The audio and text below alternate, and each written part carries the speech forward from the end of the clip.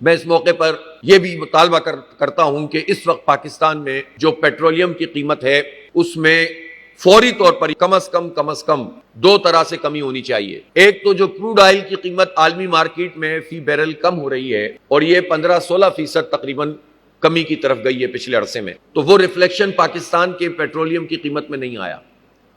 تو جو اوریجنل قیمت ہے جو لیوی کے علاوہ ہے وہ کم از کم 20 سے 25 روپے کم ہونی چاہیے، اور اسی طرح اگر یہ 60 روپے والی جو لیوی ہے کہ آپ نے زبردستی ایک امپوز کر دیا ہے،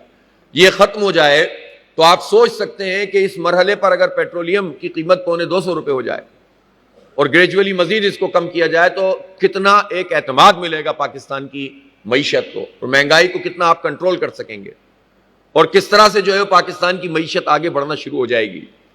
یہ کہتے ہیں کہ ہم لیوی لگا کر ٹیکس وصول کر رہے ہیں۔ بھائی جب آپ ٹیکس وصول کرتے ہیں اور معاشی ایکٹیویٹی نہیں ہوتی تو آپ کے اس کے ٹیکس کے وصول کرنے کا فائدہ کیا ہے؟ آپ اگر قیمت کم کریں گے تو خود بخود آپ کو ٹیکسز زیادہ ملنا شروع ہو جائیں گے، جو آپ کی جو اکنامک گروتھ ہے جب آگے بڑھنا شروع ہوگی۔ تو آپ وقتی فائدہ حاصل کرنے کے لیے معیشت کو تباہ کر رہے ہیں،